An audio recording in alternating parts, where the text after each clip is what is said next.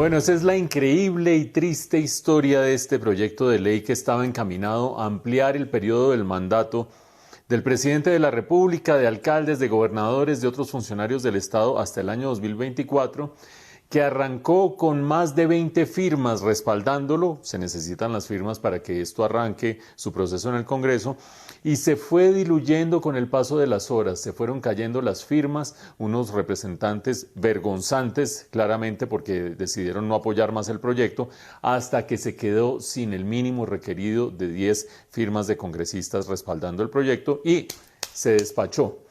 Y uno podría decir que esa es una anécdota, sencillamente, que a quién se le ocurrió ese exabrupto de llevar este proyecto ampliando el mandato hasta 2024, qué tan chistoso lo que pasó, que eso solo sucede en Colombia. Pero yo creo que aparte de lo puramente anecdótico, aquí hay varias conclusiones que hay que sacar y hay varias lecciones sobre las cuales vale la pena reflexionar. La primera de ellas es cómo es posible que un proyecto que tuvo su origen y así ha sido reconocido en las últimas horas en el presidente de la Federación Colombiana de Municipios, el presidente de la Federación Colombiana de Municipios promoviendo este proyecto. Recuerden ustedes que estamos hablando de Gilberto Toro, tiene más de 25 años al frente de la Federación Colombiana de Municipios y uno dice, hombre, esa federación no meritaría algún tipo de rotación en su dirigencia. Bueno, ahí está y tiene un protagonismo muy significativo y es quien empezó a impulsar este proyecto originalmente en los medios de comunicación hace ya meses incluso. Todo el mundo decía, no, pues eso es una locura, eso no puede avanzar, etcétera, etcétera. Se consiguió los congresistas y esos congresistas, esos representantes vergonzantes que se han ido escondiendo en este momento, se han ido bajando del barco que se va hundiendo. Hay que recordar que fueron 7 conservadores, fueron 6 del partido de la U, 3 del Partido Liberal, 4 de Cambio Radical, incluso hay uno del Centro Democrático del mismo partido de gobierno. Y se fueron escabullendo a medida que se fue perdiendo el respaldo político, si es que alguna vez lo tuvo, a medida que la vicepresidenta en primera instancia dijo que no le llamaba la atención para nada esto, el ministro del Interior también dijo posteriormente, el expresidente Álvaro Uribe, después un poco tardíamente de manera explícita, el presidente de la República, aunque ya lo había dicho muy suavecito en semanas anteriores que no le gustaba este proyecto, que no le gustaba, que no estaba con él, pero una posición férrea y definitiva la tomó el día de hoy solamente. A medida que fue sucediendo esto, se fueron escurriendo ellos y yo creo que vale la pena que cada uno de nosotros tenga presente cuál es la lista de los que estuvieron respaldando el proyecto. Un elemento a tener en cuenta,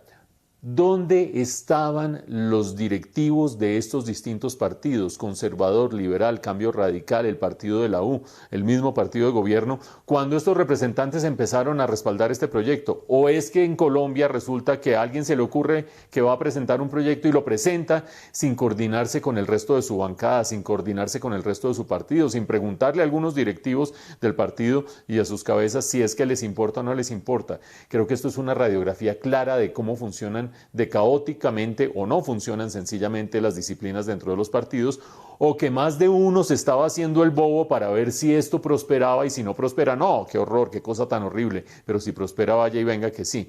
Quizás esa es también una radiografía de lo que pudo pasarle al gobierno. Muy tímidamente venía diciendo semana tras semana, no, ese proyecto no me interesa, no, eso no es conmigo, pero no de manera enfática, no enfrentándolo. Y creo que eso de lanzar globos, dejar que la gente mueva globos a ver si prosperan o no prosperan y ver si la opinión pública reacciona o no, es una estrategia que no funciona definitivamente y no debe seguirse aplicando. Pero mucho menos se debe seguir aplicando, y aquí viene la tercera enseñanza o la tercera reflexión que vale la pena hacer,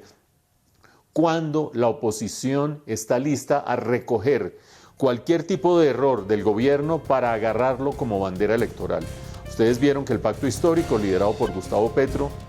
no solamente dijo que iba a llevar este caso ante la Comisión Interamericana de Derechos Humanos, reclamando que aquí se estaba dando un vacío constitucional con esta decisión, sino que además llamó a la gente a salir a la calle, a protestar, etcétera, etcétera. Un papayazo de aquellos el que le estaba dando este proyecto, e incluso se lo sigue dando porque se convirtió en bandera política, a la oposición. Entonces esa estrategia de que yo lanzo globos, cosas absurdas, a ver si la opinión pública de pronto le jala o no le jala, no funciona en esta coyuntura preelectoral y menos con esta fortaleza que ha ido agarrando el pacto histórico, por lo menos de cara a la opinión pública en cualquier tema que tenga que ver con el gobierno. Lecciones aprendidas, ojalá los responsables pongan la cara, está circulando por todas partes los nombres de los representantes que respaldaron, enterémonos de quiénes son, enterémonos de quién lanzó la iniciativa, el presidente de la Federación Colombiana de Municipios, y a los directivos políticos, a los dirigentes de los partidos, pilas, o por acción o por omisión les estaban metiendo un golazo, o mejor dicho, se estaban metiendo un autogolazo.